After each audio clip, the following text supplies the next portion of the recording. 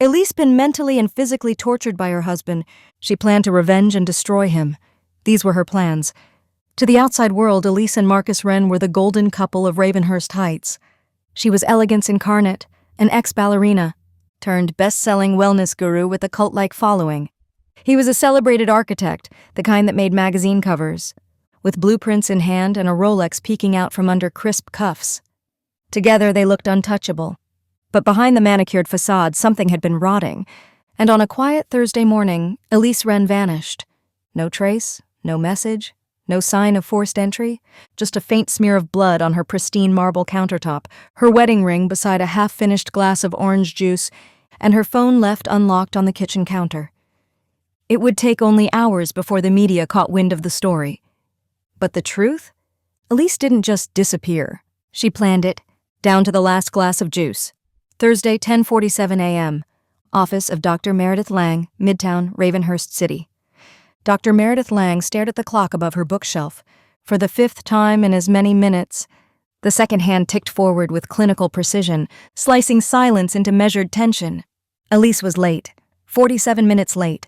Her morning appointments usually ran like clockwork. Elise would glide in with her oversized tote, matching blazer and yoga leggings, always with an overpriced matcha in hand and a tired but curated smile. She was punctual, annoyingly so, and when she wasn't, she texted. Always. But today, nothing. Meredith tapped her pen against her notebook, frowning. She'd already called 3 times and texted twice. Voicemail. Silence. On any other day, she might have brushed it off, but not today. Not after what Elise had said in their last session. Sometimes I fantasize about disappearing, like just becoming unreachable for a while. No one would notice, not really. She had laughed when she said it, but her eyes weren't laughing. Then there was that moment at the end. Elise had reached for her bag, paused, then turned back, with that curious mix of fear and resolve. If something ever happens to me, she had said quietly, please don't assume I needed space. The words had hung in the air like smoke, unsettling and too specific. Meredith opened her encrypted notes file, rereading her summary from that session. Client expressed distrust in spouse, Marcus Wren. Recurrent themes of gaslighting, anxiety, and loss of identity, advised to continue weekly sessions. She stared at the screen a moment longer. Then, with slow certainty, she picked up the phone and dialed the Ravenhurst Police Department. Non-emergency, she told the dispatcher. I need to request a wellness check on a client. She's missed a critical session without notice, and there are risk factors involved. 3:42 p.m. Wren residence, Ravenhurst Heights, suburb north of the city. The door opened slowly with a muffled creak. Marcus Wren stood there squinting against the daylight, like it physically offended him. His damp hair was pushed back carelessly, a towel slung around his neck. He wore navy joggers and a robe that hung open just enough to suggest he hadn't planned on visitors. His eyes were puffy, rimmed with the dull red haze of a man who had either cried hard or drank harder. Officer Patel took one glance and read the signs, hungover or still drunk, possibly both. Mr. Wren? Patel asked, showing his badge. I'm Officer Patel. This is Officer Ruiz. We're conducting a welfare check on your wife, Elise Wren. May we come in? Marcus blinked slowly, then rubbed his face. Welfare check? His voice was rough, like gravel soaked in whiskey. Ruiz added gently, She missed a scheduled medical appointment this morning. No one's been able to reach her. We just want to make sure everything's okay. I just woke up. Marcus muttered, stepping back to let them in. Got in late last night. I don't know where she is. Figured she left early. The officers exchanged a quick glance. When exactly did you last see your wife? Patel asked as they stepped into the cool, curated silence of the Wren home.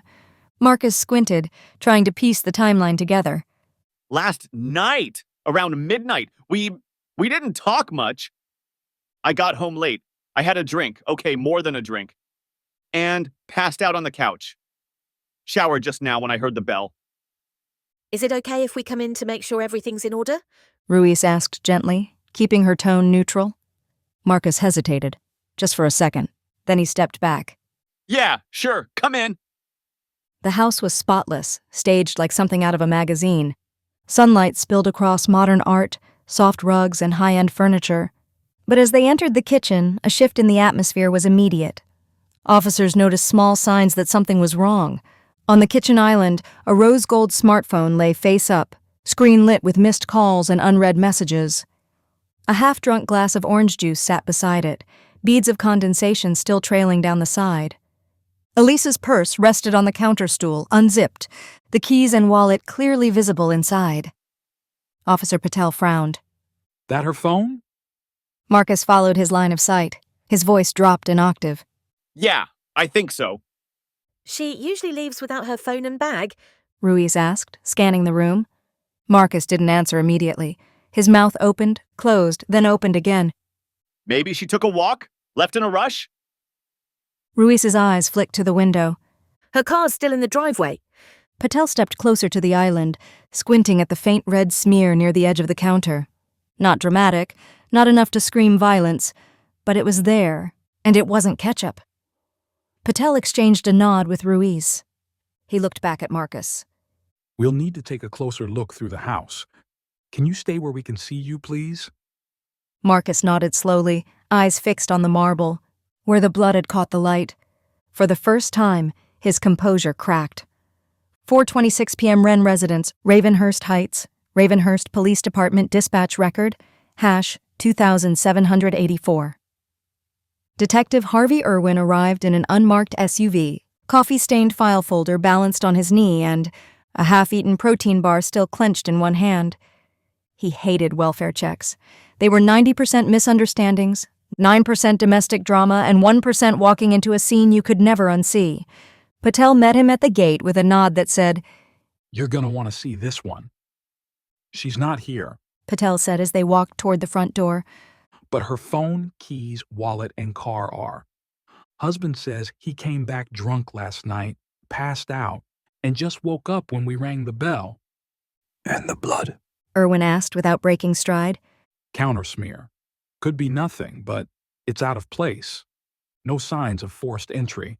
Kitchen looks staged, too clean, like someone wiped it down except for that. Irwin stepped into the Wren house, his trained eyes scanning the lines of the room. It was designer, perfect. Every object curated, every scent carefully chosen, like a showroom meant to impress, not live in. And that was the problem. People who had nothing to hide didn't try this hard. In the kitchen, the details waited for him like a puzzle half solved. Elise's rose gold phone with 6 missed calls, all from the same number, Dr. Meredith Lang, a half-consumed glass of juice, the keys to her black Audi SUV, the wallet tucked into her neatly folded purse, and the wedding ring placed intentionally, right in the center of it all. He looked over at Marcus Wren, who stood by the stairs with crossed arms, red-rimmed eyes, and body language that screamed, "Get this over with!" You always drink alone, Mr. Wren? Irwin asked casually, flipping open his notebook. I had a bad night. Marcus muttered. We had a fight earlier. I went out, got drunk, came home around 2 a.m. I didn't see her after that. Thought about what?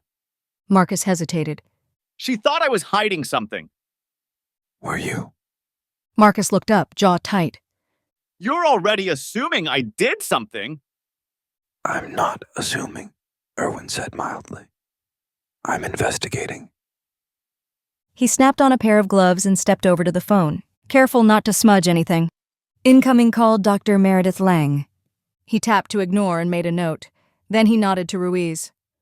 Get her statement next. If she's calling this much, she knows something. Then to Marcus.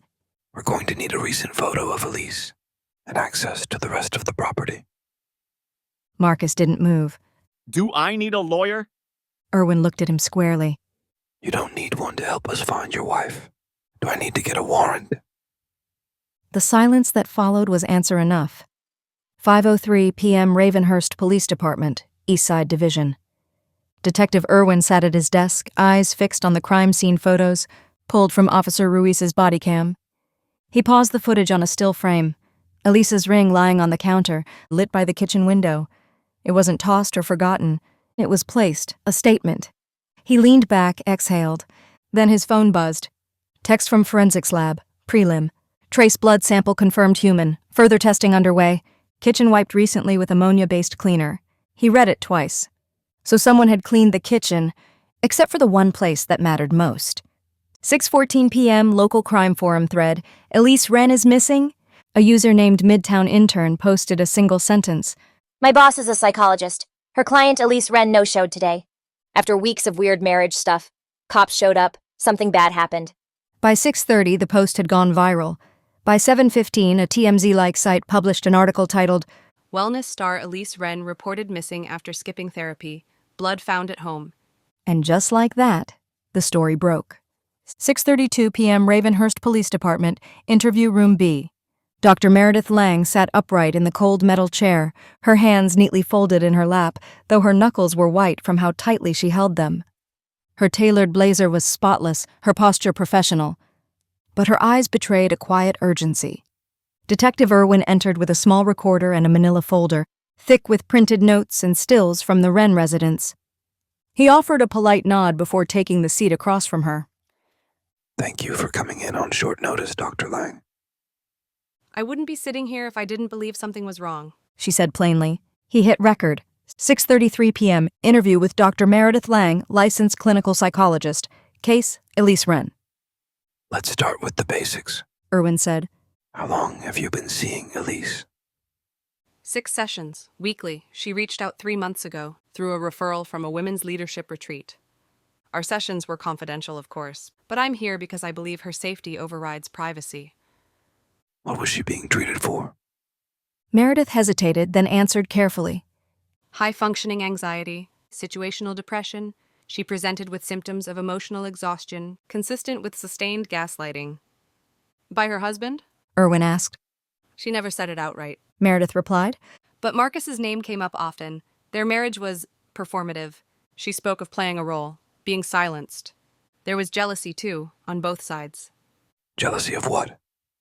Elise resented how Marcus used her image for his public brand. She was the beautiful wife, the accessory on magazine covers, but at home, she felt invisible. Meanwhile, Marcus didn't like her growing independence, her followers, her fame.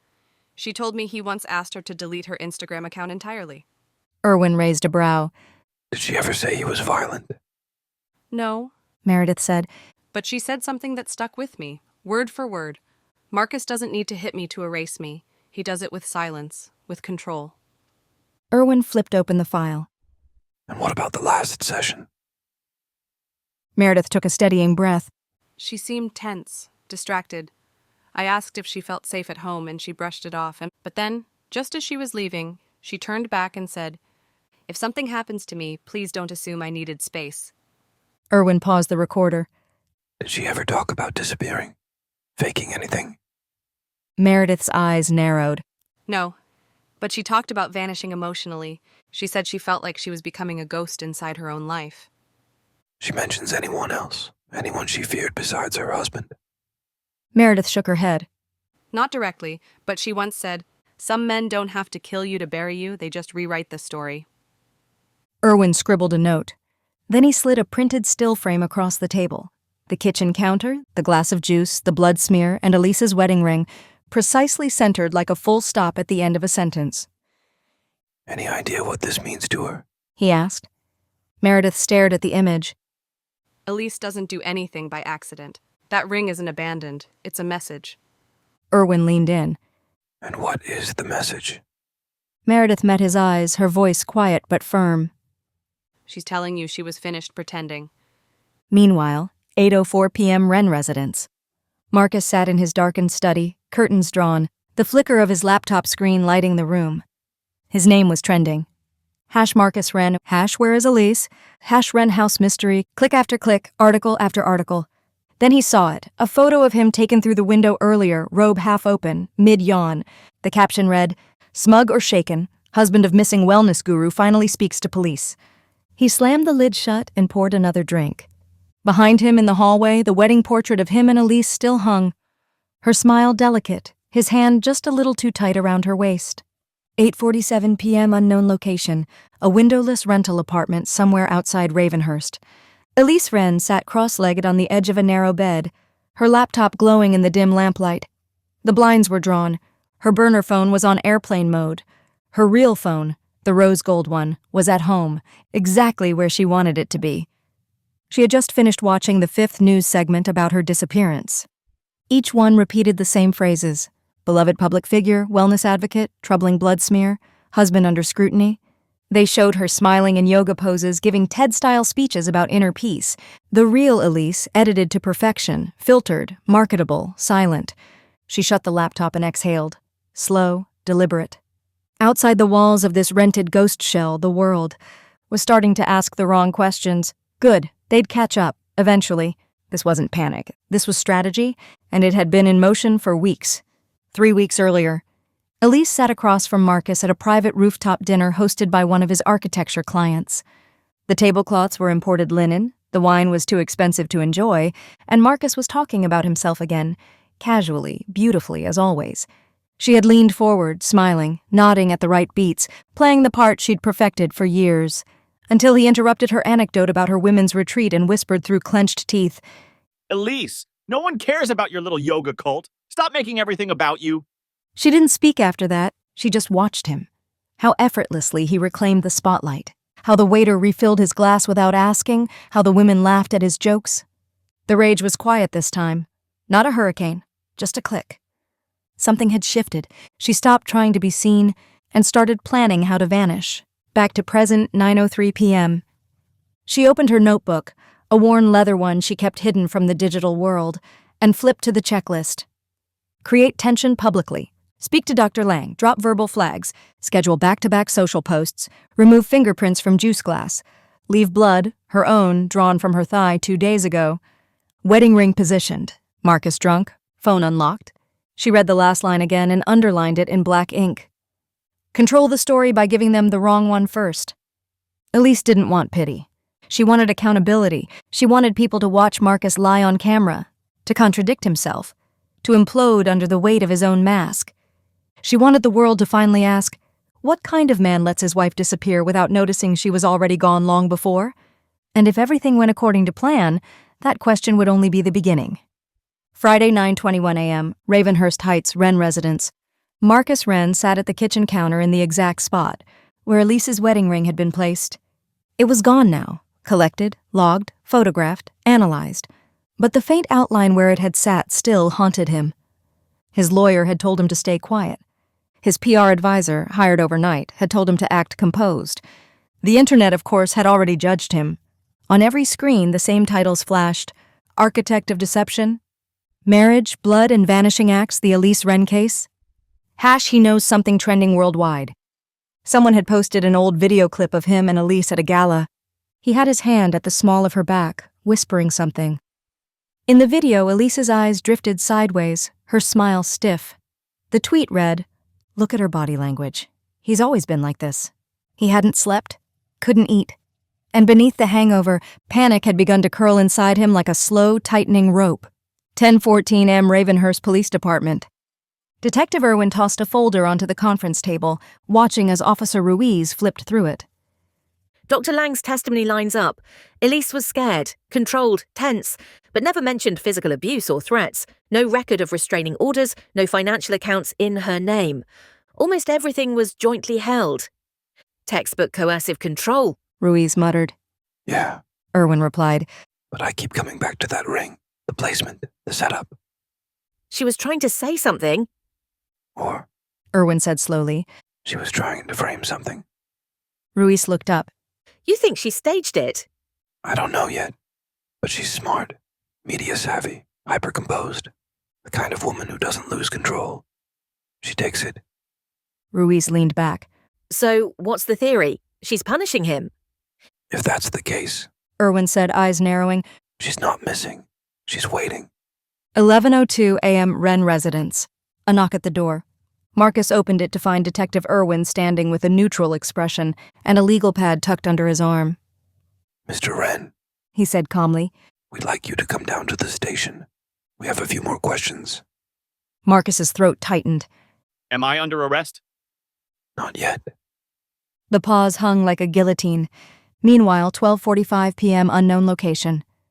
Elise sipped lukewarm tea, cross-legged on the motel bed, watching the live feed of her husband getting into the back of a police car. She didn't blink, didn't smile, just circled a line in her notebook with careful pressure. He didn't lose me, He just never noticed I was leaving. Marcus, 1:15 p.m., Ravenhurst Police Department, interview room A. The walls were too white, the lights too bright, the air too thin. Marcus Wren sat across from Detective Irwin with a stainless steel tumbler of water he hadn't touched. A one-way mirror reflected his slouched posture and cracked calm. Where were you between 11 p.m. and 2 a.m. Wednesday night? Irwin asked, voice casual, pen moving steadily across his legal pad. I told you, at Bardaria downtown. Then I took a car home. Alone? Yes. No surveillance footage confirms you left when you say you did. Marcus shifted in his seat. So now I'm lying? Irwin didn't flinch. I'm asking you to clarify. Marcus exhaled hard. I was drunk, okay? I could have left at 1:30 or 2. I don't remember the damn timestamp. Irwin leaned forward. Marcus, do you understand what it looks like? You said you didn't speak to Elise. Her things are left behind. There's a trace of blood on the kitchen counter. And, just so you know, the blood is hers. Marcus froze, then quietly. Is she dead? We don't know, Irwin replied. but I think you do. I didn't touch her. Marcus said it. She wasn't even in the house when I got home. And you didn't think that was odd? That she didn't come home? Didn't answer your calls? Marcus scoffed. She disappears all the time. That's her thing. Retreats, solo trips, digital detoxes. She feeds on drama. Irwin tilted his head. You resent her? Marcus clenched his jaw. I loved her. That's not what she told her therapist. Silence. Irwin scribbled something, then asked, Did you know she was speaking to Dr. Lang about leaving you? Marcus flinched. She was going to leave me? He hadn't known, and now it was too late to ask her why. Elise, 2:09 p.m., burner apartment just outside city limits. Elise watched the live stream again. No audio, just Marcus's walk from the car to the station entrance. He looked smaller now. Faded. Out of his element without the suit, the lighting, the adoration. She closed her laptop and opened the plain cardboard box beside her bed. Inside were 5 hand-addressed envelopes, each one marked with a name. One for Detective Irwin, containing a handwritten account of her marriage, anonymous, yet detailed. One for Margot, Marcus's sister, who Elise always suspected knew but never spoke. One for a New York-based journalist who had once requested an interview Elise declined. One for her former assistant, who had covered Elise's bruises with concealer after trips down the stairs. And one for Marcus. That last envelope wasn't meant to hurt. It was meant to haunt. She slid the letters into a bag along with the prepaid shipping labels. Phase 2 was about to begin. The world wouldn't just wonder where she had gone. It would start to ask what they had missed while she was still here. Detective Irwin, 10:08 a.m., Monday morning, Ravenhurst Police Department. Detective Irwin opened the plain white envelope that had landed on his desk an hour earlier. No return address, no fingerprints, no note beyond the one inside. The handwriting was neat, clean, no loops or flourishes, almost clinical. To whoever still believes in truth, you're probably looking for a body or a confession. You won't get either. You think this is a disappearance. It's not. It's a reclamation. Ask Marcus about January 13th. The lake house, the voicemail he deleted before calling 911. Ask him why he told me I'd never be more than a prop in his story. Ask him why he panicked when I bought a second phone. I am not lost. I am not kidnapped. I am what remains when a woman stops shrinking. Elise. Irwin read it twice, then a third time. January 13th, the lake house. That date wasn't in any of their interview notes. He pulled open the Wren file and began flipping through timelines, financial records, trip logs. Nothing listed for January 13th. No record of travel. He hid it. Irwin picked up his phone. Get me property records. Anything owned by Marcus Wren, private or company held. I want to know if there's a lake house. And I want to know who went missing near it. Marcus. 11:27 a.m. Wren residence. Marcus stood frozen in the hallway, staring at a familiar manila envelope just delivered to his doorstep. No stamp, no postmark. Someone had walked it here. Inside was a note. Brief, no signature. I was always more than what you erased. Elise. Beneath it, a single Polaroid photo. Elise, standing barefoot in a mirror, bruises faint along her ribs, her hand holding a phone with the date January 14th on the lock screen. Marcus's chest tightened. His vision blurred. He thought he had destroyed that photo, thought he'd deleted the backup. He remembered the fight, the screaming, the shove, the vase that shattered against the floor. She had said, If anything happens to me, they'll know. He'd laughed. She hadn't. And now she was back. Even if no one could see her yet. Elise, 12:02 p.m., bus terminal, 34 miles outside Ravenhurst. She watched the schedule board click slowly forward. Departure, Lakeford, 12:30 p.m. Arrival, Ravenhurst South Terminal, 2:10 p.m. Phase 3 would begin quietly. Let Marcus sweat, let Irwin dig, let the public feast on doubt, because the final part of the plan wasn't about vanishing anymore. It was about watching him be seen for who he really was. Detective Irwin, 2:43 p.m., Ravenhurst Police Archives, Subdivision 9B. The lake house wasn't listed under Marcus Wren's name. It was owned by a shell company, Wren Hill Holdings, created 5 years ago, buried beneath layers of corporate paperwork. The address sat on the edge of a secluded lake, rarely visited except during summer. Irwin dug deeper. A search warrant uncovered security camera footage from a nearby highway toll booth. License plate, 6M23DW, registered to Elise Wren. Timestamp, January 13th, 9:57 p.m. She had gone out that night. Alone. Police logs from the region showed no 911 calls from Marcus Wren's number that night, but an anonymous call was placed for a payphone 10 minutes from the lake house. The call was short. There's a woman screaming near the lake. Someone should check it out. No name? No follow-up? Officers arrived 2 hours later. Nothing was found. But Irwin knew what it was now. A warning, a test, or a cry Elise had already learned no one would answer. Marcus, 4:17 p.m. Wren residence upstairs office. His phone vibrated nonstop. Pings, mentions, articles. A new headline spread across his feed. Lake House lies. Is Marcus Wren hiding more than a marriage? The journalist Elise had once turned down was digging deep, and people were listening. Her old assistant had given a comment. A former sponsor had paused a major partnership. A radio segment played in the background. It's not just about a missing woman anymore. It's about the stories women are told to stay silent. And what happens when one stops playing along. Marcus turned the radio off. He was losing grip, fast. And then his phone buzzed again. A new message. Unknown number. Check the window. He turned slowly. Across the street, parked in shadow behind tinted glass, was a car. Someone was inside, watching. His chest clenched. Elise! He whispered, though no one could hear him. Elise, 4:19 p.m., Ravenhurst, 2 blocks from Wren residence. The city felt different now, less bright, more brittle. She had arrived hours earlier, unnoticed, wrapped in a hoodie and a scarf, her face tucked beneath sunglasses. No one recognized her without the eyeliner, the posture, the forced smile. She stood outside the cafe where she used to take meetings. No one looked twice. She had become the thing she feared the most, invisible, and it was exactly what she needed. She took a sip of her coffee and checked her burner phone. The message had been delivered. Marcus would be on edge now, spiraling. Good. But this wasn't about him anymore. It was about control. It was about returning to the places where she had once been erased, and reclaiming them piece by piece. Detective Irwin, 6:08 p.m., Lake House, North County, 81 miles from Ravenhurst. The house was quiet, untouched, dust along the floorboards, a faint scent of pine and mold. But in the upstairs bedroom behind a loose panel in the wall, Irwin found something. A burned notebook spine, a woman's earring, silver with an opal center, and tucked beneath the floorboards, wrapped in plastic, a small black flash drive. He pocketed it, heart racing. Elise hadn't just disappeared. She had left pieces of the truth behind like breadcrumbs, and someone was finally following them.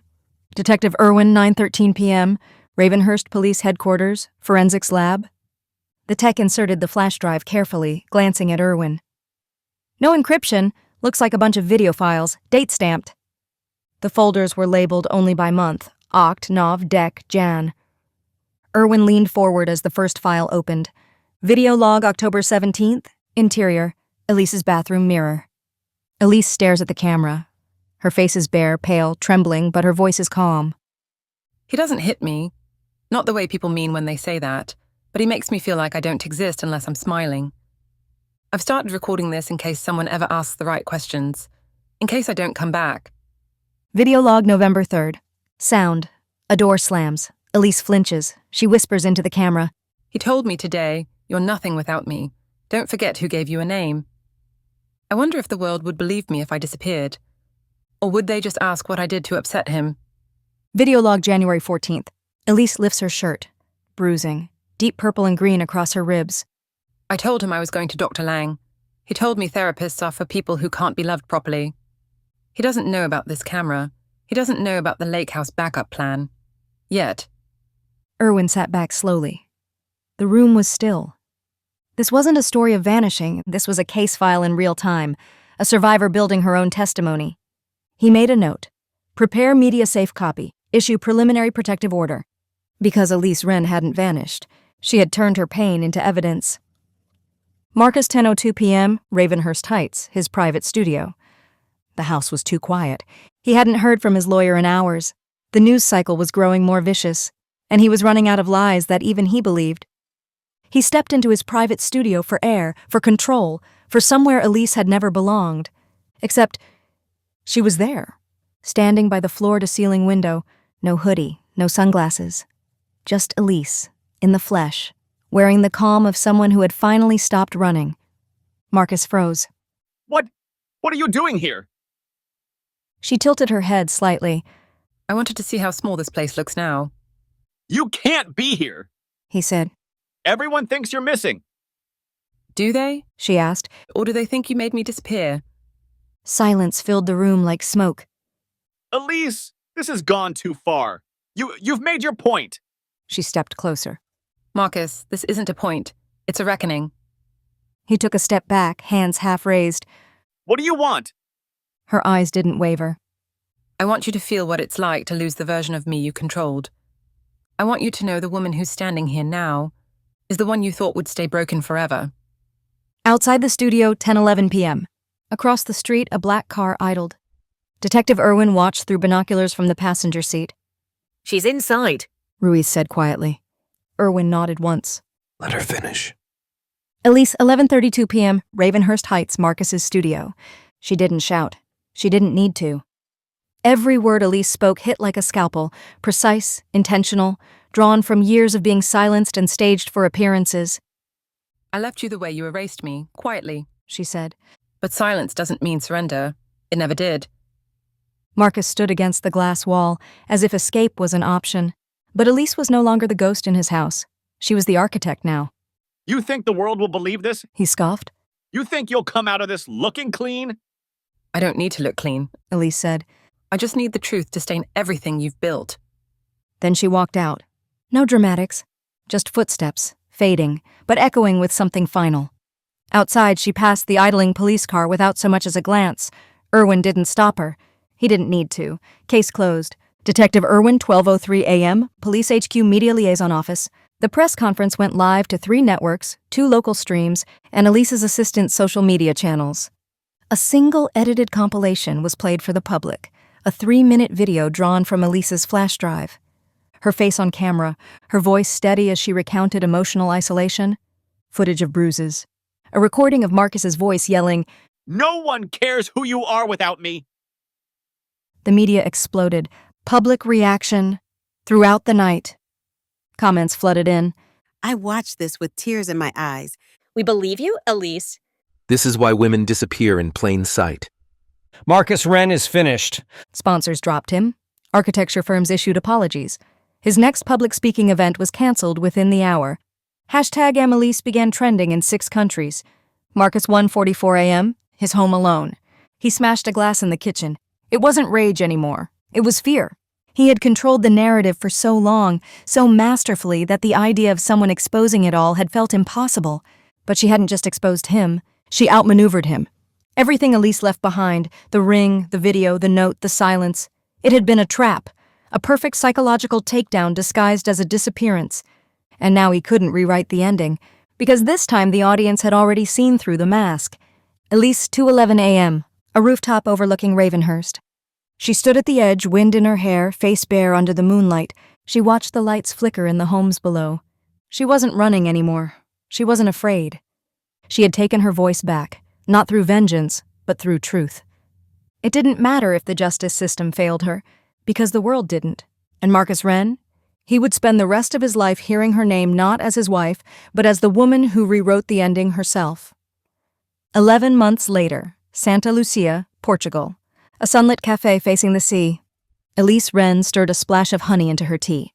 Her hair was shorter now, shoulder length, natural waves catching the ocean breeze.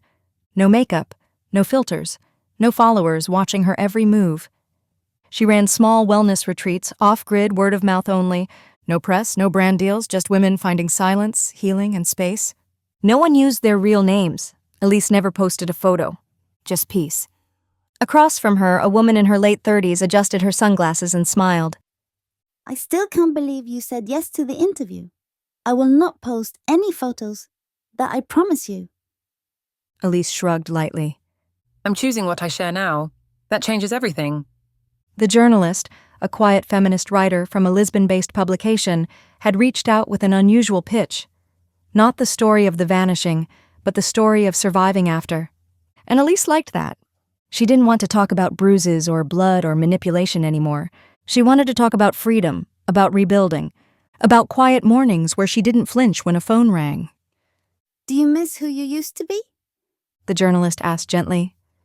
Elise smiled, thoughtful. I don't miss who I was. I miss who I pretended to be. But I don't pretend anymore. Meanwhile, Ravenhurst, U.S. Marcus Wren now lived in a rental apartment just outside the city, disbarred from public commissions, under civil suit investigation, endorsement deals dissolved. His name only appeared now in the comment sections of think pieces, as a cautionary footnote. He still claimed innocence, still gave the occasional anonymous quote, but no one listened. The voice that once built his empire now echoed in a vacuum, and Elise never responded to the letter he tried to send. Back in Portugal. Elise stood at the shoreline that evening, her feet in the water, her pulse steady. There were no cameras, no curated captions, no fear, only the truth beneath her skin, unshakable and quiet. She hadn't disappeared. She had simply become someone who no longer needed to be found.